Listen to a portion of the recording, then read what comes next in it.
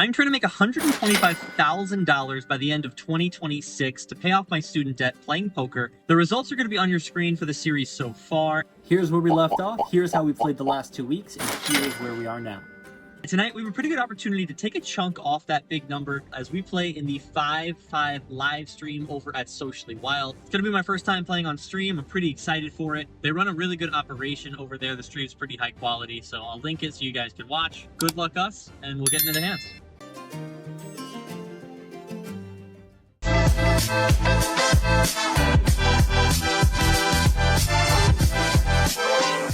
Our first time playing on stream, I'm very excited, and if I'm being honest, a little bit nervous as well. We start off in the game for $1,000, so is everybody else, and we are going to waste no time as we get involved in hand 1, our very first hand on camera. Starts with a $10 straddle under the gun from Ralph. We are in the low jack and look down at King of Clubs, 10 of Hearts. A little bit loose, but it's our first time on stream. Want to open up the pre-flop ranges a little bit. Unfortunately for us, at this point, the stream is going to crash, so we're going to take you back through the hand like we normally would. Again, it starts with me raising up King 10 offsuit to $30. Loud George is going to call in the hijack, and the straddle is going to complete as well. So we're going 3 ways off to a flop. And it's a pretty good one for King 10 offsuit. It comes out 10, 6, deuce, rainbow with 2 clubs. We have top pair, we have a backdoor club draw working for us as well. However, in between 2 players, still going to start off with a lot of checks, and the flop is going to check around. Turn is the 3 of hearts, brings in 2 flush draws. Ralph checks for a second time. Our hand is more than good enough to bet for value, so I decide to go for $50, around half the size of the pot. It's perhaps a little bit small. Loud George definitely seems to think so, as he decides to raise up to $125.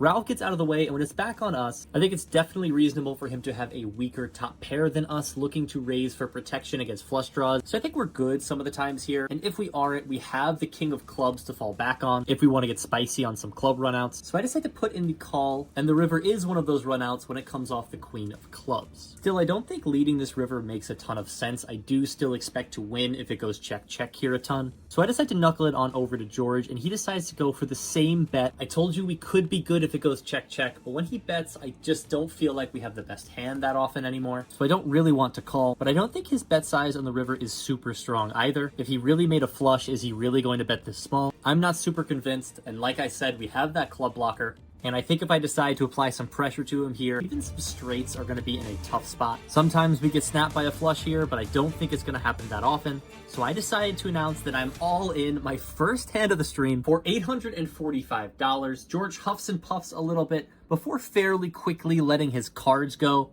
We breathe a little sigh of relief, and we are off to a fairly good start, up $350 in the first hand. That's enough poker for me today. I'll take a rack, please, and get out of here. Just kidding, of course. We're going to be locking down. It's going to be a very long session, so strap on in. We've picked up a few nice pots. The stream is back live. You can see in the top bar, we're up about $435, so pretty smooth sailing so far. Where we pick up this next hand, hand number 13 of the stream. We're going to see a limp from promo in the +1 position. Adam limps along as well from the hijack, and Sparky decides to raise the button up to $20 with a mystery hand. We're in the small blind with ace-queen offsuit, pretty clear 3-bet here for me. I make it $100, sizing up with all the dead money in the middle. The limpers hobble out of the way, but Sparky's going nowhere, and he sticks in the call. So we're going heads up with $215 in the middle, and we see a flop of king 3 deuce with 2 hearts. King high boards are going to be pretty good for us as a 3-better. As a result, we get to size up a little bit. I think 40% pot is probably the best size here. But in-game, I decided to go smaller for $50, around quarter pot, and Sparky pretty quickly makes the call.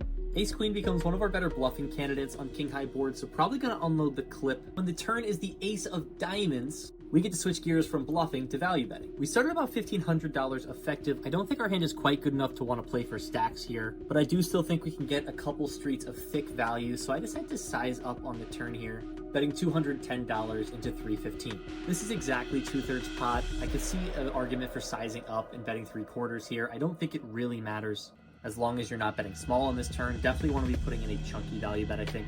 Sparky doesn't seem to love it. He gives it a little bit of deliberation before eventually sticking in the call. So pretty big river coming with $735 in the middle, and we see the 5 of spades. It seems pretty safe to me. I don't expect him to arrive to the river with much 4s other than maybe ace 4 of hearts. or if he somehow was trapping 5-4 on the turn. But based on the way he was acting, I think genuinely on the turn he was deciding whether to call or fold. And I don't think the 5 is going to change much. I'm still looking to get some value, targeting some weaker top pairs, or if he's a non-believer with a second pair hand like King Queen or King Jack. So I decided to go chunky $525 into 735, about 70% the size of the pot. And then Sparky starts talking. 30. Ace King I can beat, sir. Uh-oh. Once he says that, obviously we know that we're dead, and we know that he's never folding. Probably one of the worst feelings in the world to sit there, just know you're getting it rolled.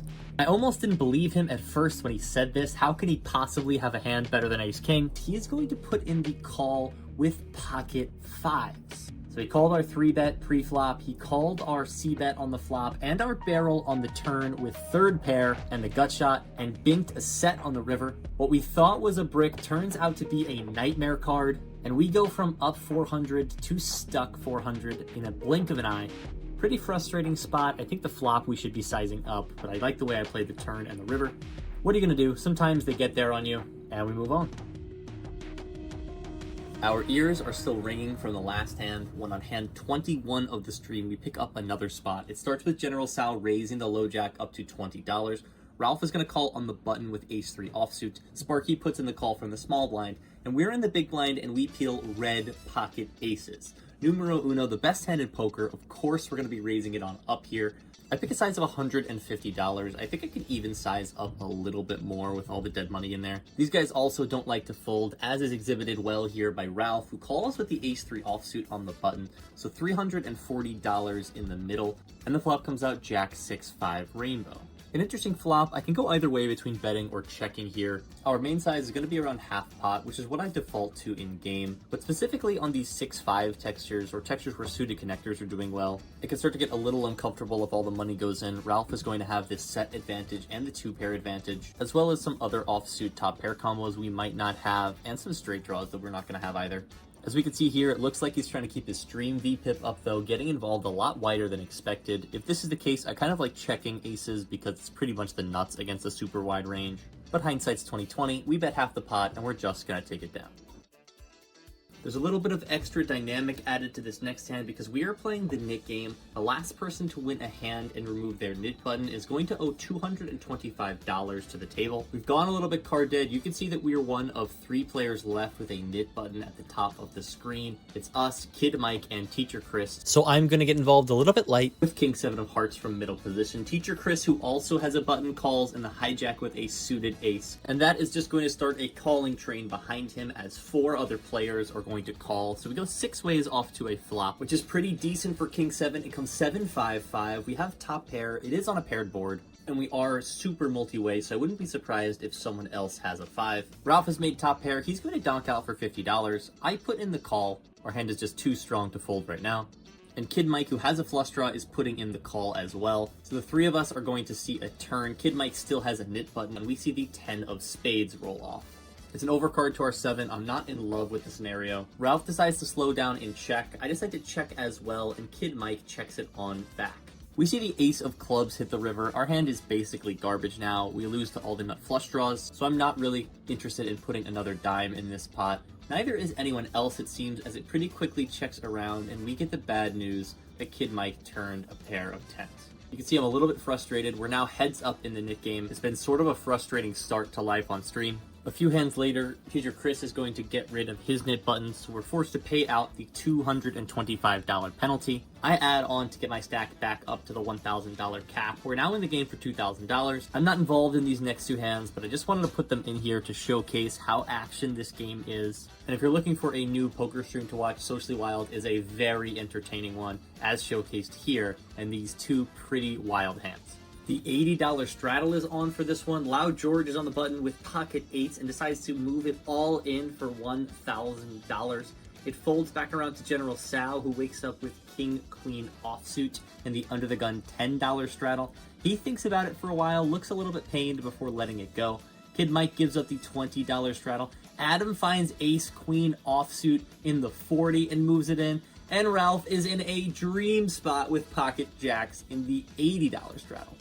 It's an over $3,000 pot. Ralph gets it in with the best of it. Needs to fade the 2 overcards and the 2 8s. Let's see if he can hold. Well, for the love of God. Let's go! Uh-oh. And Yes! Quad! Wow, what a sweaty turn card. A run out straight from the movies. It is a super action game. The $80 straddle is on, of course. Hopefully we can pick up some big hands when the 80 gets on. If you thought that hand was crazy, strap in for this one. It starts with General Sal raising up ace queen of diamonds up to $30. Ralph calls in the cutoff with a suited jack 7, and Sparky finds pocket kings on the button. He bumps it up to $110.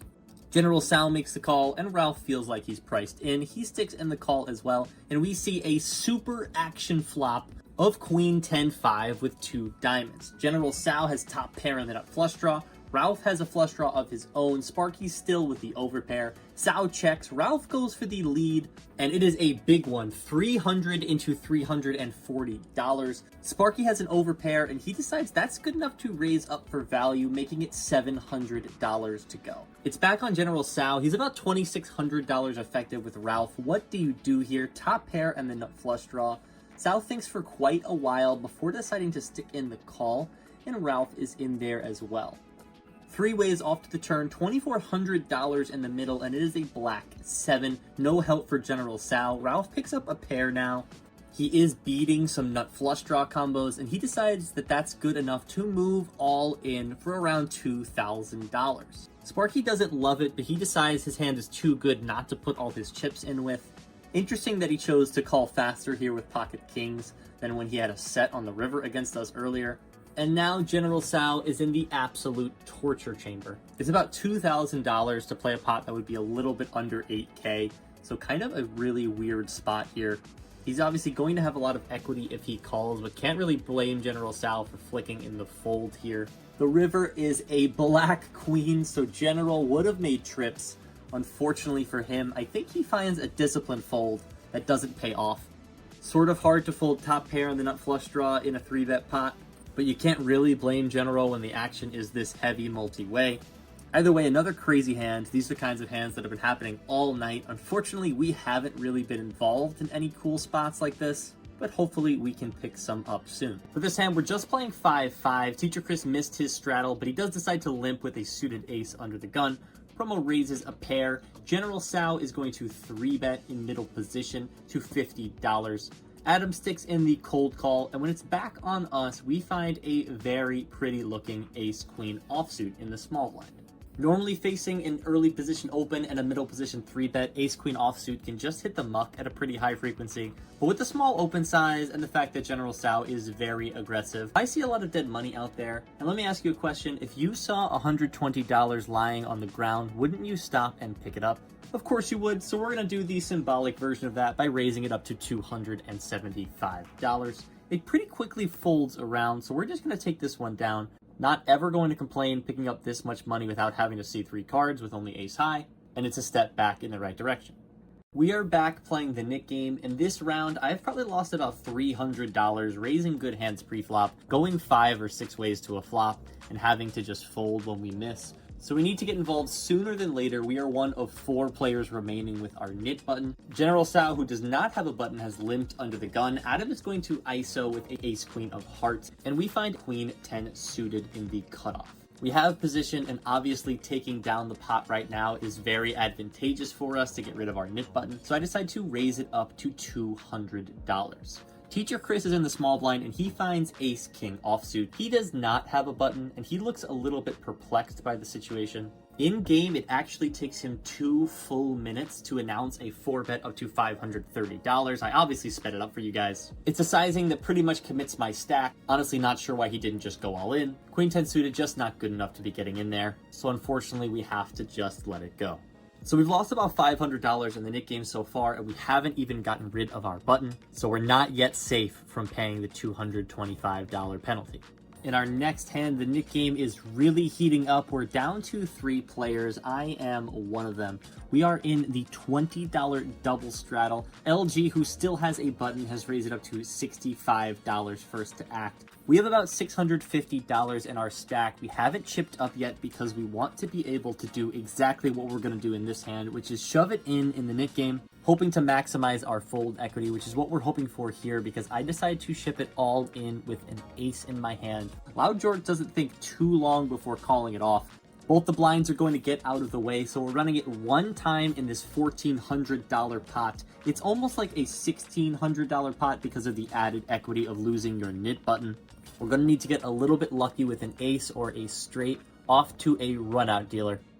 The flop is no help to us. We do have the backdoor straight draw. The 8 on the turn kills those straight draw opportunities, and the king on the river is not going to get it done for us. So we have lost about $1,100 this nit game, and we're still not even safe from having to pay the tax.